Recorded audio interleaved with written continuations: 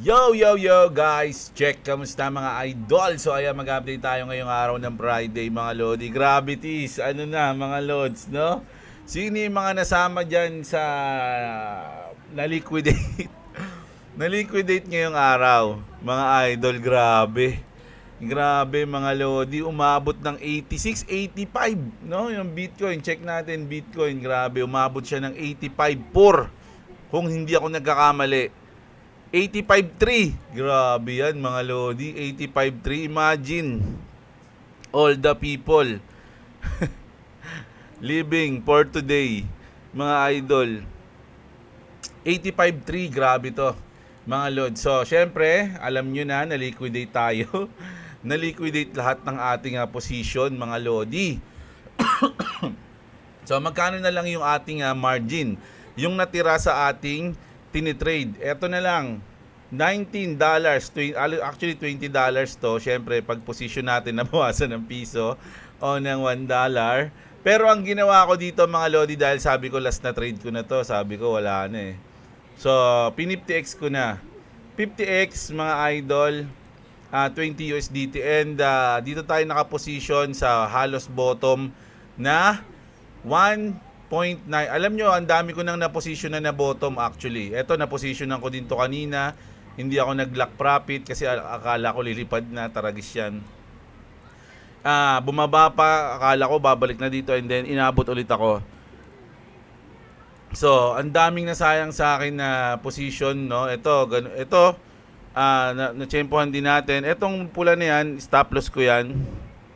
Na? Meron pa pala akong stop loss dito pala. Ang tigas na mukha, nag-stop loss pa, boy. O, ayan. So, kasi, mali nyo, ito yung bottom, di ba? So, pag in-stop loss natin yan, yung ating $19 is mababawasan ng $2.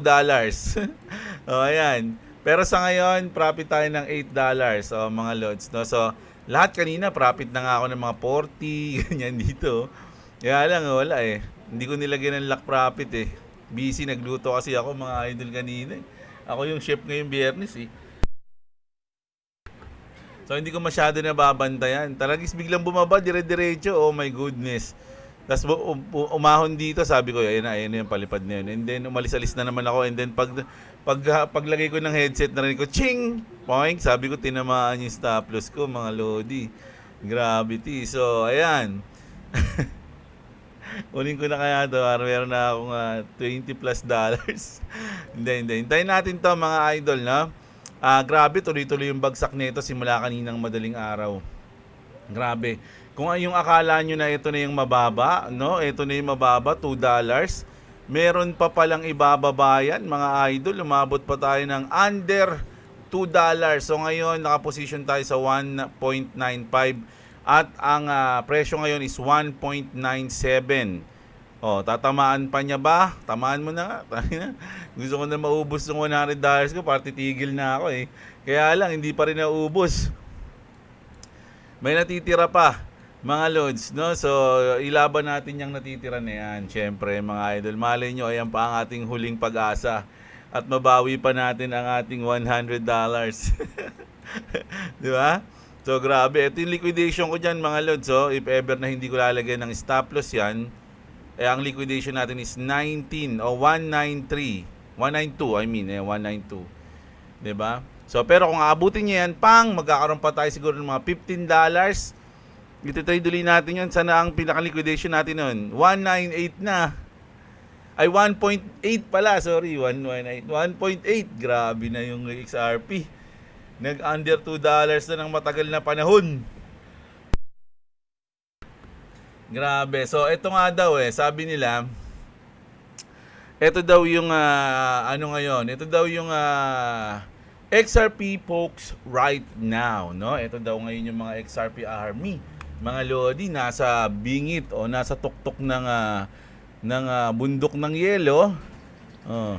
We're at the top of the... No! No! Oh my God. Ito kayo ng mga XRP army, nalaglag na. Oh, no! No! Sumaganda sa ilalim ng bundok. Naragis siya, no? Maalas, ha? No, Grabe na yung mga XRP Army ngayon, mga Lodi. Pero itong $100 ko, mga idol, wala na, no? Alas maubos na. Pero yung mga, meron pa rin ako, nagbudega ako kagabi, kahit papano, konti lang. No, nagbudega tayo sa mga hawak nating coins, mga idol. Nagdagdag ako ng tigwa 1,000 pesos sa kanila. So, nagpasok ako ng 6,000 pesos at dinagdag ko sa tigi-isa dun sa mga coins ko. So, kahit pa paano medyo happy ako. Hindi ko alam kung bakit. Dahil ba nakapagbudega ako. At eto, sana nga sana binudega ko na lang yung 100 USDT ko. Di sana 6,000 din yun. Halos 6,000 yun, $100, di ba? So, kaya lang, wala. Boring yung buhay natin. Hindi natin na-enjoy yung chart. Pero, syempre, ayan na. Andiyan pa naman eh. May laban pa. Kumikikig pa, kumbaga. Mga idol. No? Hintayin natin. Pag may narinig yung ching, ibig sabihin, tinamaan na. At ang matitiran lang sa atin is siguro. Kasi pag 50 times, 50x, malaki yung bayad niyan eh. Malaki yung piece niyan. So, hindi ko alam kung magkano matitira sa akin kapag tinamaan to. It's either 15 USDT o mga 14 USDT siguro. So, tataya pa rin natin yun, mga Lodi. No? Hanggang bumababa siya, mga Lodi. Siyempre pagka ganun, bumababa rin yung ating liquidation tatamaan niya no. Grabe, alam nyo ba nakakainis to kasi hindi pa rin nadidecouple si XRP kay Bitcoin. Parang ang galaw pa rin niya, umaayon pa rin siya kay Bitcoin eh. Tingnan niyo to, mga lods. No, ganun pa rin itsura oh. Dahil bumababa ngayon si Bitcoin, bumababa din lahat ng coin. So, ang gusto nating mangyari in the future is ma-decouple na siya sa Bitcoin, no? Umiba na yung galaw niya, magsarili siyang moves. Once na mangyari yon, doon ako matutuwa, mga idol, kasi sobrang bullish ng mga nangyayari sa XRP. Pero dahil nga nakakabit pa siya diyan, yun, no? Pero mawawala din yan, mga lods, no? Hindi rin siya magkadikit pa yung bitukan nila eh. 'Di ba? So, hintayin natin. So, yan basta mag-news tayo. Pag may narinig kayong ching, ibig sabihin tinamaan na yun. Baka hindi ko mapansin, hindi ako nag-headset eh. Nag-headset lang ako pag may pinapanood tayo o may something. No? Ito na, mag-news na tayo ngayon. Mga idol, no? So, eto nga, grabe. Peer index just hit 9. Lower than FTX, lower than Luna. And the crazy part, this isn't 2022 anymore. Today, we have governments openly acknowledging crypto, cleaner regulation, Wall Street products, spot ETFs, the real daily flows, institutional rails actually build out. People are more scared now than during the biggest blow-ups ever, even though the entire system is 10x stronger. When the fear breaks from here, the bid returns instantly because the capital pipes are exist. Ayun nga pinaka nakakapagtaka doon, mga idol. No? Isipin nyo sobrang baba ng fear na inabot natin ngayon. 9, nung bumagsak yung FTX, umabot lang hanggang 12. Mga loads, no? Tapos sabi niya nga dito, ngayon medyo today meron pa tayong mga malulupit na news, no? Tinanggap na tayo ng gobyerno, magkakaroon na ng batas para sa crypto, tinanggap na tayo ng Wall Street, marami ng ETF, institutional rails actually build out, 'di ba? Pero mas malaki yung fear ngayon. Mga idol, nakakapagtaka, 'di ba? Grabe. Pero sabi niya dito, mga idol, when fear breaks out from here, the bid returns instantly because the capital pipes already exist. So ayun na nga, once na makawala tayo dito, mga lodi, sa sumpang ito. Once na makawala tayo dito at mag-umpisa tayong lumipad, sana kasama pa rin kayo, mga lods, no? Sana hindi kayo na shake out, kumbaga, no? Hindi tayo na although baka na shake out na yung trade natin, pero yung mga bodega natin hindi pa na shake out, 'di ba? Ganun lang 'yun, mga idol, no? 2,000, sobrang baba na ng portfolio ko, mga lods, no? Siguro yung sabihin natin 100,000 ko naging na lang 40 o lampas 50 na eh. Lampas 50% na eh. Mga idol eh, 'di ba? So grabe, sobrang baba ngayon, mga lodi, at hindi ko alam kung ba't ako imbis na mainis ako, na-excite ako eh. mga idol, kasi parang lalong lumalaki yung tsansa o yung tingin ko na magiging sobrang bullish na mangyayari sa future. Lalo na nung nakikita ko yung mga gantong news, mga idol, na talagang parang hinahawakan nila yung bola sa ilalim ng tubig, pinipigilan nila habang lumulubog, di ba? Isipin nyo halimbawa mga idol, parang ganito yung nangyayari. Ito yung swimming pool. Yan, ito yung ibabaw ng swimming pool, ayan. Tapos, yung tao dito, ayan, may hawak siyang bola. Ayan, hawak niya yung bola. Pinipigilan niyang lumipad yan, no? Merong force dyan na pinipigilan niya. Ito yung market. Ngayon, habang bumabagsak pa yung market, yung tao na yan, bumababa din siya pababa na ganun. Boom, andito na siya, oh. Habang bumabagsak, hawak-hawak niya yung bola dito. So, habang bumababa siya, yung bola na yan, once na makamula yan, mas mahaba yung lipad niyan, mga lodi, kesa dito, di ba? Dito, ayun yung lipad niya. Dito, kung galing siya sa ilalim, palalim siya ng palalim, pahaba ng pahaba yung lipad niya, mga idol, di ba? Ganun yung naiisip ko dyan, mga lodi. Ayun lang sa akin, Sa kayo, ano ba sa tingin nyo, mga idol? No? Ako, ayun yung naiisip ko. Kaya na-excite ako. Hindi ako nalulungkot na-excite ako kasi alam ko yung mga hold ko matibay yan, mga lods, no? Hindi ko papabayaan yan, mga idol. Tsaka sabi ko nga, yung mga invest ko naman, hindi naman buong kaperahan ng pamilya namin yung kalagay dyan di ginulpi ako ni boss. So yung mga yung mga kaya lang natin. Yung mga kaya lang nating i-invest, no? So hindi ako nape-pressure na ibenta. Uy, benta ko na kasi kailangan ko na ngayon. Hindi ako nape-pressure na ganun, mga idol. Ayun lang siguro yung laman ko sa ibang trader. Yung iba kasi mag-invest, yung mga lalo na yung mga nag-invest na bago, nag all in agad sila nung nakaraang buwan, nakaraang linggo. Ngayon, nagsisisi na sila ngayon na, uy, ito ganyan, no? Siyempre, may isip nila na kunin. So, pag kinuha nila yon ng patalo, dun sila matatalo. Doon na yun makakagat yung pinaka-lost.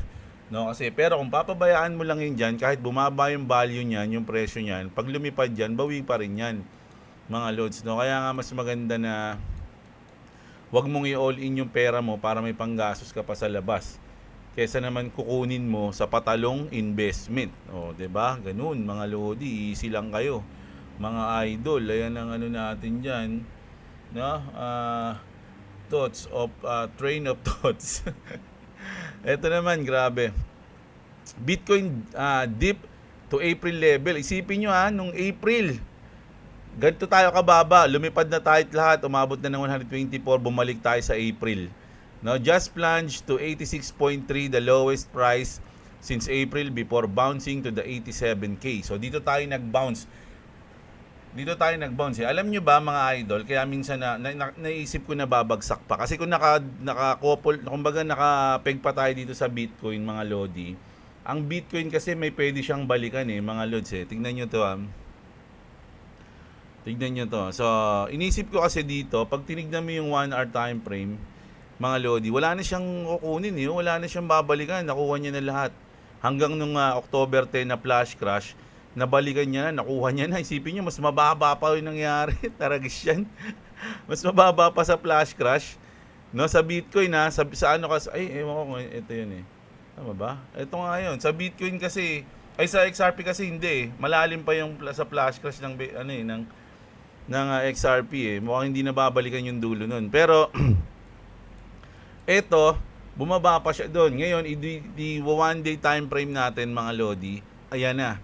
So, alam nyo kung ano na yung pwede niyang kunin. Ito ng liquidation na to. At ano ang presyo nito, mga idol? 74. Ay, sa tingin nyo, bababain ng Bitcoin niyang 74 na yan, mga idol? Pag binaba ng Bitcoin niyang 74 na yan, siguro aabot ang XRP ng mga 1.4, 1.5 dollars. Sa tingin ko lang, mga lods, no? Ayan, kita niyan, binaba mga lodi, pag binaba aabot ng 74k. Oh my goodness, mga lodi, ang daming company ang mag-GG dyan, lalo na yung MicroStrategy, mga lods. Grabe yan, mga idol, sinasabi ko lang, grabe pag nangyari yan, mga lodi. Sobrang daming pera na liquidate, grabe, 'di ba? So, punta tayo dito. Ayan, no? 400. Ngayon lang to, another $450 million liquidated from the crypto market in the past 60 minutes. Imagine 60 minutes. Mga Lodi. No? And then, eto naman, 1 trillion wipe out from the US stock market. Sa stock market to, mga Lodi, ay sa stock market cap. No, sa market cap to ng ng stock market. Dito naman sa 120 billion naman, mga Lodi, wipe out sa market cap ng crypto. Mga Lods, no? Sa market cap na yung tinitingnan dito, mga idol. So grabe, ang laking pera niyan. Mga Lodi, bayad na yung utang ng Pilipinas diyan. Mga Lods, ito pa lang 1 trillion. Eh di 57 trillion pesos 'yan kung sakali. Magkano ba ang utang ng Pilipinas? 'Di ba nasa 13 o 14 trillion lang? Ang bayad na yung utang ng Pilipinas. Hindi ko alam kung magkano utang tingnan natin, baka nagkakamali tayo eh.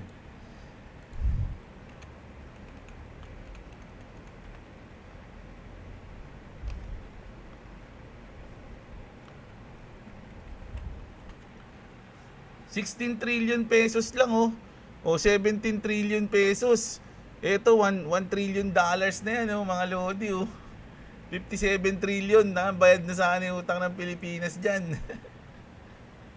Kung sinort nila ng Maharlika Funds yan bayad na. Di ba? Grabe. Ang tindi nun mga idol Ito. Sabi dito mga idol ng Bull Theory, today's market dump make absolutely no sense. S&P 500 wipe out 1.5 trillion in value from today's high. Bitcoin drop 87,000, actually 85.6. Ay 85.4, 3 pala. Crypto market cap is below 2.95 trillion. Sa kabuuan na yan mga Lodi And the craziest part, there wasn't a single negative headline today. No policy surprise, no new recession warning, no tariffs or bad earnings. Even Nvidia makes 8% of the entire S&P 500 posted a bullish earnings report yesterday, and now the entire pump has been retraced. Nothing that explain a sell-off of this scale. Ayun nga yung nakakapagtaka mga Lodi halos walang bad news. Halos walang bad news ngayon. Halos puro positive news. Pero anong reason? Ba't bumabagsak yung market? Ayun yung isang mahiwagang pangyayari mga idol Sino yung mga nagbebenta? Sobrang manipulated ng market mga idol Talagang nakakalungkot. Kaya ako talaga gusto ko na mapasa yung batas Ayan lang Para magkaroon tayo ng law pagdating sa mga ganito, mga idol mahirap grabe. Baba na siya dahil nakakainis nakakainis ka, alam mo ba yun? Naubos yung $100 ko sa'yo ayan sa tingin nyo ba babagsak pa to mga idol? Nakabuti niya pa kaya to? Sa tingin ko bottom na to pero syempre hindi naman matchempoan yung bottom. Ganun din sabi ko dito bottom na to ganun din dito bottom na, biglang binaba pa rin grabe na yan. Ano na to? WOM pattern. Ito yung W pattern, ito yung M pattern, yung nabubuo ngayon. Di ba?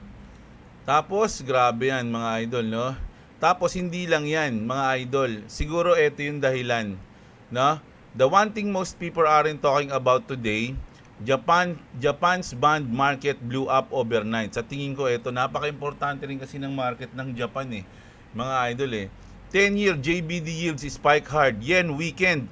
Carry trades unwound. Global funds de-risk. Whenever Japan sneeze, US risk asset usually catch it first. It wasn't headlines, it was liquidity plus FX stress under the hood. Not saying it's the only reason, but ignoring Japan's yield shock is ignoring the biggest domino that moved before the sell-off mga idol So, bumaba kasi talaga ng sobra yung yen. Mga idol, bumagsak yung yen No, kaya gravities yung nangyari. Hindi ko alam kung ayun yung pinaka main reason, pero grabe pa rin eh. Ang daming good news pero bumagsak pa rin yung market, 'di ba? Tas eto na nga yung sinasabi natin, speaking of MicroStrategy. MicroStrategy plummet to 50-week lows. JP Morgan predicts more outflows. Strategy is now trading below the value of its Bitcoin treasury. Saylor says that he's not selling and the current playbook can withstand an 80% BTC drop. So, ayun yung sabi ni Michael Saylor. Ayaw namin yan kahit bumagsak pa ng 80%. JP Morgan says strategy could face billions in outflows if MSCI and other major indices remove it. MSCI is set to decide on January 15, 2026 whether to exclude companies whose primary activity involves Bitcoin or other digital asset treasury management if these holdings continue 50% or more of total asset. The good news is Bitcoin is on sale. While TradFi panic, retail has chance to take advantage of the discount. Pero ito mga idol, si George kasi syempre, idol niyan si Michael Saylor. Pero sa totoo lang, marami nagsasabi na delikado yung MicroStrategy. At kilala nila si Michael Saylor kasi mga Lodi, ito yung sa dot-com bubble, ito yung natalo ng 6 billion ata in one day.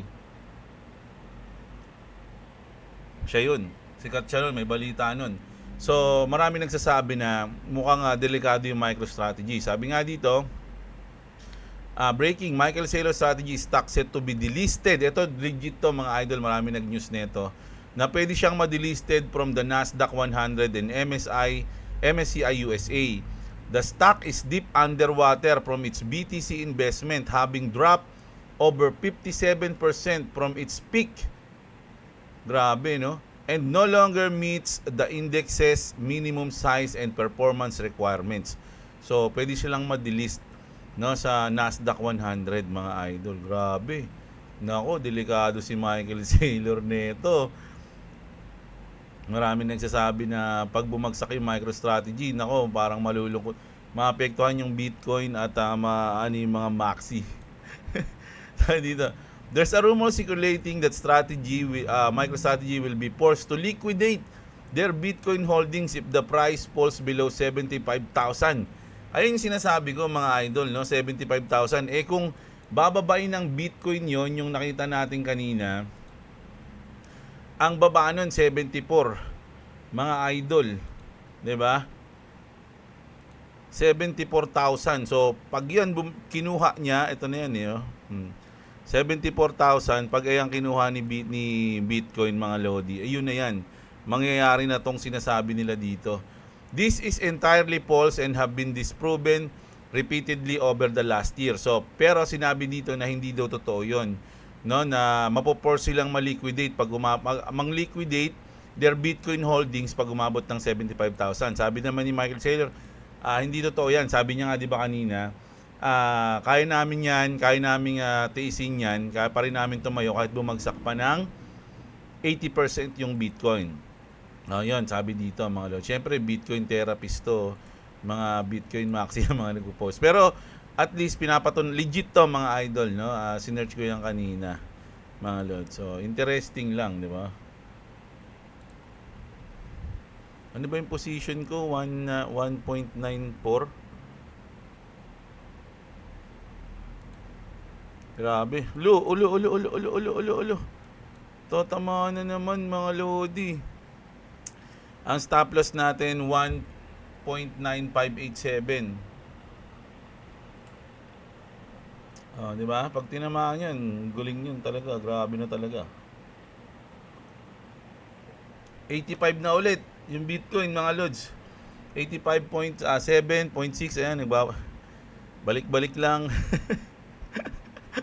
Grabe, no? Nakakagulat ngayon mga Lods. No? Isipin nyo, puro good news. Pero bumabagsak yung market. What the hell is happening? Di ba? What the hell is happening, man? Are you insane? This is insane. In a membrane, mga Lods. Ano na, marinig nyo na yan. Hindi ako naka-headset, ha. Sabi naman dito na CTO na si David Schwartz, siyempre, mga idol, Ripple CEO says Bitcoin can't win alone. XRP was built to replace the global finance in next couple of years. Ayun sabi niya. Joel Katz, si David Schwartz. Ripple CTO sat down with Eleanor Terrett, Matt Hogan, and Hulk Hogan. And honestly, this might be the one of the most important XRP interviews of the year. There is no universe where Bitcoin is the only winner. Sabi niya, no? David said something Bitcoin Maxi absolutely hate to hear. Ayan. It's inconceivable. There's a world with only one successful blockchain. The entire space succeeded or it doesn't. Bitcoin can carry the entire financial system. The world will need multiple networks and XRP is one of them. Ganda nun. He said, early Bitcoin tribalism actually slowed down the progress. And now, institutions finally understand the XRP isn't a threat to Bitcoin. It's the missing piece Bitcoin can't provide, no? Ayun yung kukumpleto. Mga idol, no? Kumbaga ito, ayun yung kumumpleto na hindi kayang gawin ng Bitcoin. XRP versus Bitcoin, Ethereum, and Solana, XRP was built differently. So, kumbaga, yung battle para dyan, mga lods, dapat hindi siya nagbabattle kasi iba yung utility or yung purpose ni XRP sa kanilang tatlo. Joel Katz explained why it outclasses BTC, Ethereum, and Sol at the job it was designed for. Ayan ha. XRP is the first blockchain not cloned by Bitcoin. It doesn't use proof of work. It had issued asset before anyone. It has a native decentralized exchange. The XRP ledgers is a curated set of financial primitives. Whatever Ripple builds, XRP profits from it always. No, kung ano yung i-build ng Ripple, makikinabang, no, o maapektuhan yung XRP kasi siya yung laging nasa gitna ng lahat ng ginagawa ng Ripple. Kaya sa sobrang dami ng partner ng Ripple ngayon, marami pa rin nagsasabi na hindi kita dyan si XRP. At ayan na nga. Hindi ko mapigilan tumingin ha. Kasi kapag tinamaan yan, maganda makaposition tayo agad eh. Kasi ayun na yung ano natin eh, balak natin eh. David explains, XRP is the only one asset everyone can hold. The only asset that pays fees.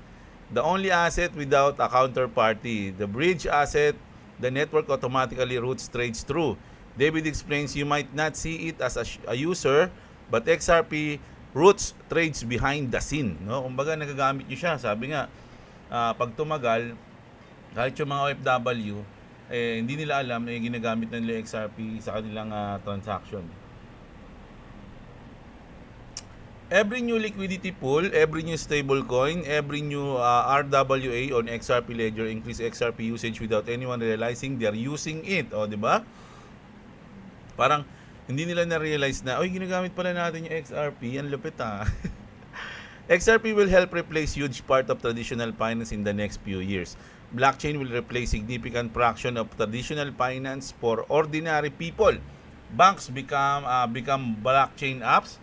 Lending becomes on-chain, investment become tokenized, global money movement become instant. And XRP sits at the center of the neutral jurisdiction pre-settlement asset. Grabe, ang tindi nung sinabi dun ni David Schwartz, mga idol. Anong masasabi nyo dun, mga lodi? Sang-ayon ba kayo sa kanya, mga lods?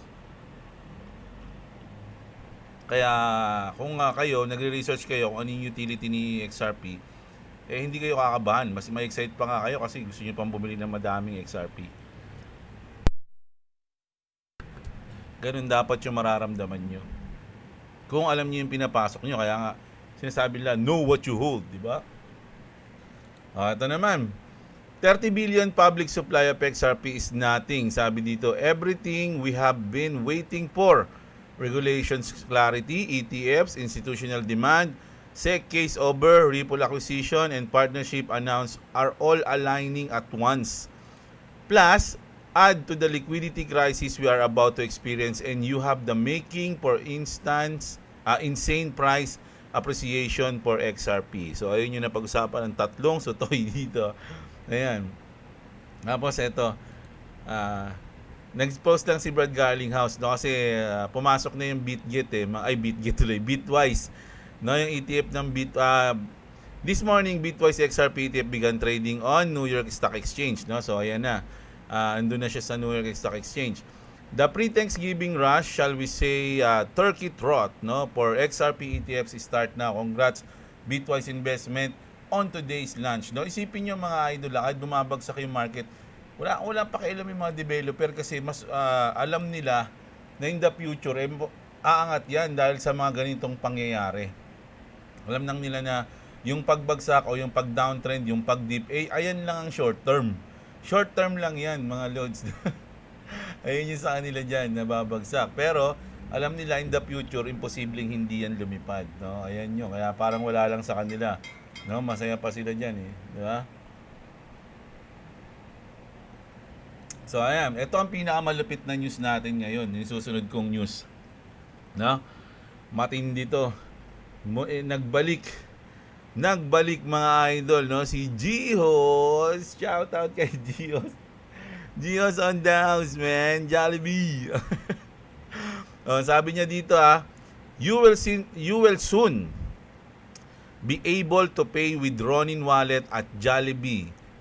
Grab PH. Naku, grabe yun, Jollibee tsaka Grab PH and the hundreds of thousands of business in the Philippines that accept QRPH system, no? Ayan, mga lodi, pwede na tayo magbayad ng Ron coins. Mayroon ako, hindi ko alam kung ilan na wala bang bumagsak yung Ron ko. This is facilitated by a partner with Coins PH and their PHPC stable peso. Ayan. Alam nyo na, no? May pag-partner sila sa Coins PH. Alam nyo, ngayon napapansin ko medyo nagiging active yung paglibot-libot ng hanap ng partner ng Axie Infinity o ng Sky Mabis Kasi nung nakaraan ang kausap ni Gihos sila Rick, 'di ba? Sa Pawn Star, 'di ba?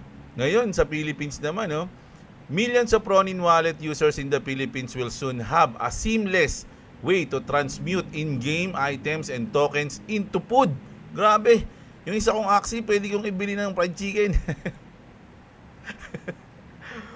Transportation cost and necessities of daily life onward. Grabe to. Ito kasi yung nila. Ronin is putting payment rails in the pockets of 117 million Filipinos. Together with our allies at CoinsPH, we're making it possible to pay with Ronin PHPC anywhere in the Philippines that accept QRPH. Think groceries, utility payments, even your morning coffee. Note that this integration is subject to obtain all necessary regulatory permits and authorization. So, regulated na sila sa Pilipinas. Nako, goods na goods yan. So, pwede kayo magbayad siguro dito ng kuryente, bills, mga ganun, no? Kasi may QRPH naman. Alam niyo na yung QRPH, di ba? Mga idol. So, pwede kayo magbayad. Hindi ko alam kung Recta Ronin o pwede stable coins din. Yung pala, gagamitin nyo pala na stable coins, yung PHPC. Ayun yung pambayad nyo. So, pwede nyo from Ronin, convert nyo sa PHPC and then pambayad nyo. QR lang ang galawan, mga idol, no? So, goods na goods yan. Ang galing nang ginawa ng rito. Kumbaga, less hassle. Dinagdagan na saan kaya ito si Gihos na yan? No, kung nakita ko yan, pa-picture talaga ako dyan. Pogi no? So, ayan, grabe. Actually, yun Ay, aahon sa putikan. Ang galing na itong natin, tawag dito. Trade natin na to. Mukhang mahirap to. Kailangan bantayan to, mga lodi. Nakakaano to.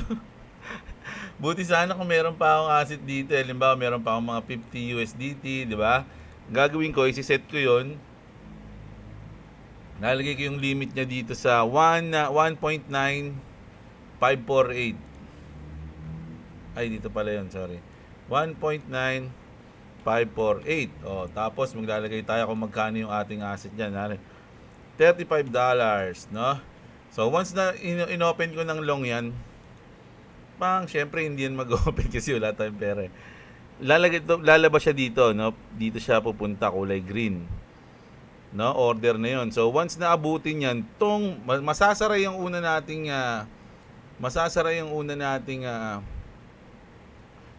trade, and then papasok yung pangalawa nating trade. Maganda pala wag dikit, yung sakto lang, mga ganito. May baba nyo onte, mga dyan, oh, yan. Para pag tinamaan, boom! May makakasagad yung trade mo. Kaya lang, wala tayong pera eh.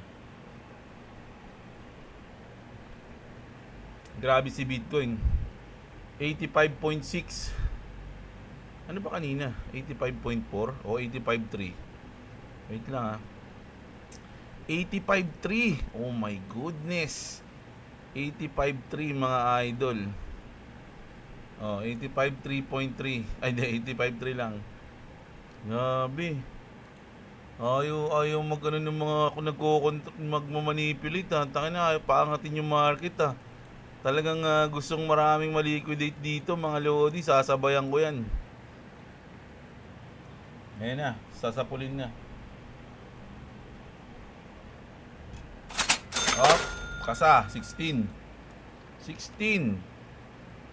Market pala, sorry, 16. Open long. Baba mo pa onte. Baba mo pa. Sige na, dyan na.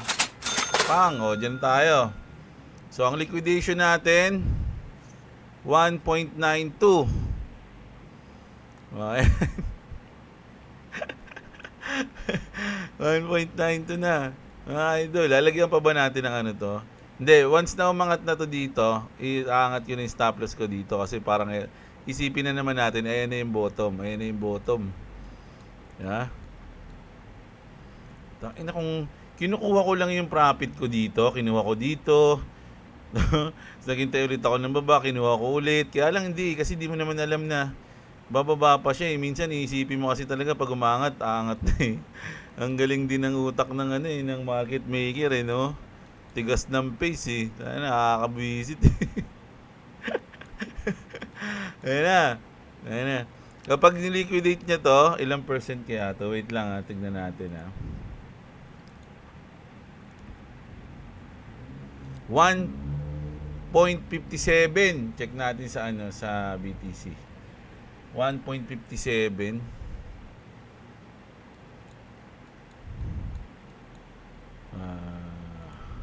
Sabihin na natin dito na lang sa bottom niya.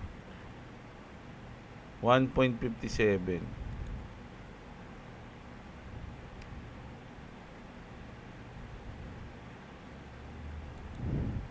84. Bababa pa siya ng 84 mga idol. Grabe naman si Bitcoin. Pwede siyang bumaba ng ganun. Ang lapit mo. Ano na, umangat na. $3 na naman. Kanina, $8 na, $6 na eh. Ayun ang trade to lang silbi Pangit puro pababae na kayari ang putik yan. Nagpa-profit ka dito, tapos bababa din, no? Ayoko pangit ng diskarte pagka ganun eh. Masasaktan ka lang dun eh. Ayan. Ayun, news natin ngayon. Check natin kung basta ang position natin is hindi ko nalalagyan ng lock profit to. Liquidate niya na yan kung gusto niya. Ang position natin 1.95, ang liquidation natin is 1.922. Ayan. Pag bumaba pa siya diyan, wala na tayong trade, no? Tigil na muna tayo mag-trade. Hintay lang tayo at mas magandang kung meron man akong pera, ibubudega ko na lang ngayon. Hindi ko na iti-trade, mas magpa-profit pa 'yon sa future kaysa ngayon, di ba? Yung 5,000 ko ngayon, $100 ko ngayon, kung binodega ko 'yon, kung mag 5x pa o 3x, di goods na goods, di ba?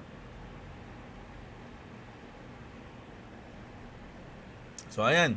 Ayun yung news natin ngayon mga idol. Kita-kits tayo mamayang gabi. I don't know kung makakapag ako mamayang gabi kasi last lamay ngayon. At bukas may paglibing pa kami. So itatry ko mag-news. Itatry ko rin mag-trade. I don't know kung makikita ko pa tong trade na to. Mukhang last nakita ko na sa'yo. Makakamusta na lang kita sa ano na, Sabado na, bukas na ng hapon siguro. No? Kung mangyayari akong mabiging busy pero kung hindi naman, makakapag-update pa tayo mamaya, goods pa rin yan. So ayun, kita-kits tayo mga idol. Maraming salamat sa mga nanonood. Magandang araw sa inyo mga kapatid. Tulog kasi si Boy WhatsApp. So, kita-kits. Love you all mga idol. Yun lang. What's up, what's up.